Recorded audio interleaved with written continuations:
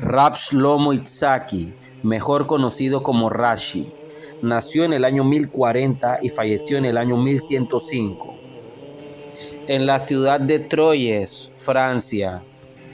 Posteriormente viajó a Mainz y Worms, donde finalmente falleció, esto en Alemania. Es el comentarista de la Torá más estudiado por todos, desde los eruditos hasta los niños pequeños. No existe otro comentario más estudiado que el de Rashi, considerado el padre de los comentaristas. Su obra se desarrolló en el siglo XI de la Era Común, y su enseñanza y comentarios sobre el Tanaj y sobre el Talmud fueron muy valoradas y recibidas por todas las generaciones posteriores. Durante su vida en Francia y Alemania era una época muy difícil. Vivía prácticamente aislado del resto de los habitantes de la zona.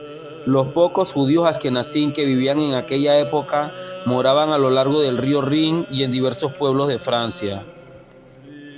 Troyes, su ciudad natal y donde vivió gran parte de su vida, era en aquella época un centro comercial importante en el distrito de Champagne. Allí se realizaban 2 ferias anuales, concurridas también por judíos, que servían de lugar de encuentro para autoridades rabínicas que acompañaban a los mercaderes, donde dirimían si hubiera sus disputas y aprovechaban para difundir el estudio profundo de la Torá a los reunidos. El padre de Rashi, Rabbi Itzhak de Troyes, fue su primer maestro. Se dice que la ancestría de Rashi llega a Rabbi Yohanan HaSandlar y a través de él al propio rey David. Su madre también pertenecía a una familia ilustre y era hermana de Rab Shimon Zahazaken. Sus otros maestros fueron Rab Yaakov ben Yakar de Worms, Rabbi Itzhak ben Yehuda de Mainz, Rabbi Itzhak Halevi de Worms, según cierta evidencia, también Rabbi Eliezer Hagadol de Mainz. Todos ellos fueron a su vez alumnos de Rabbeinu Gershon Meor Hagolá.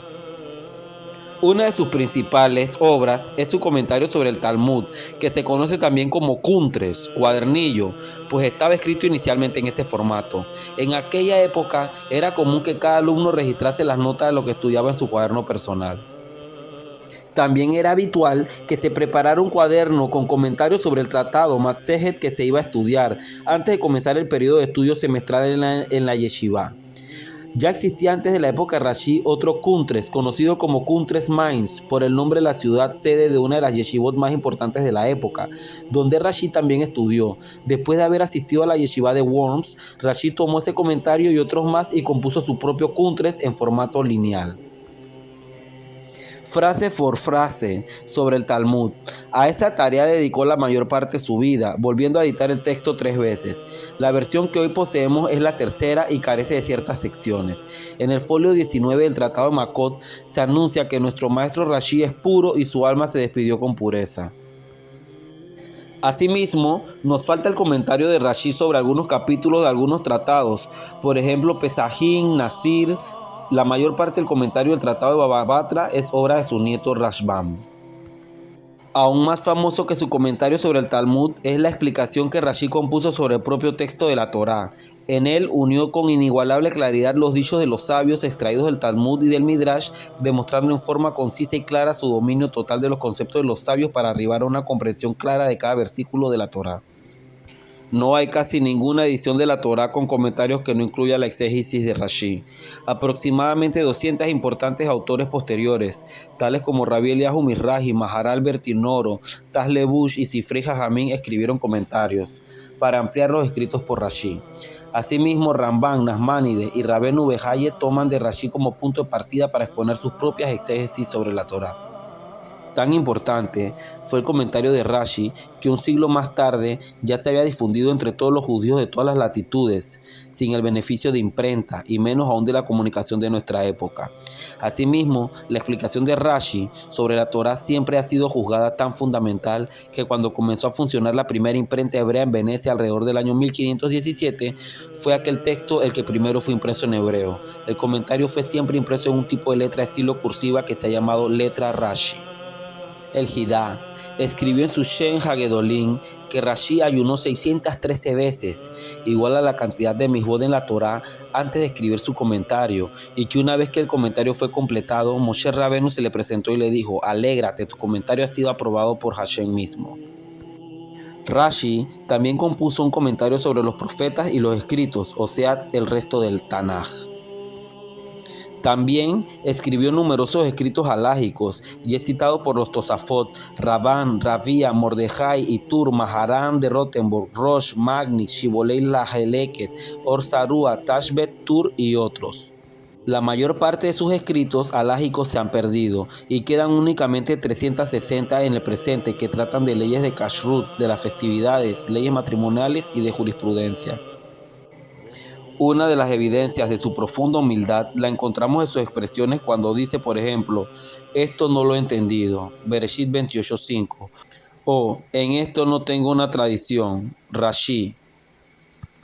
No se consideró a sí mismo como un Mehadesh, quien define novedades hasta ahora ignotas dentro del estudio, sino como un Mekubal, quien transmite lo que escuchó de otros.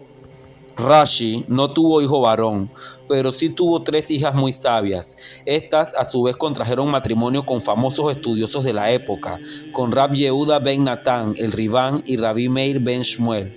Entre sus descendientes encontramos a las siguientes luminarias: Rab Jacob ben Meir, Rabenután, Rab Shmuel ben Meir Rashban, Rab Itzhak ben Meir Ribán, todos nietos de Rashi, y al famoso Rab Itzhak de Dampier, Ri, su bisnieto.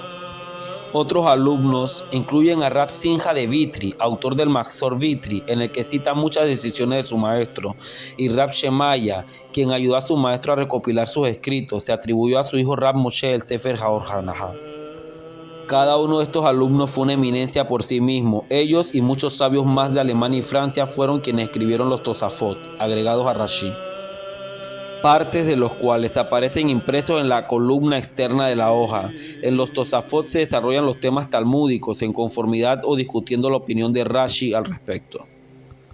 Los últimos años de Rashi se vieron marcados por el extremo sufrimiento de los judíos de Alemania y Francia bajo el peso de las masacres llevadas a cabo por la Primera Cruzada, cuyo propósito había sido liberar Tierra Santa de las manos de los infieles. En ellas fueron masacradas comunidades enteras, tales como Speyer, Worms y Mainz, las más importantes de aquella era. Falleció en el año 1105 después de haber estado físicamente débil en los últimos años de su fructífera vida.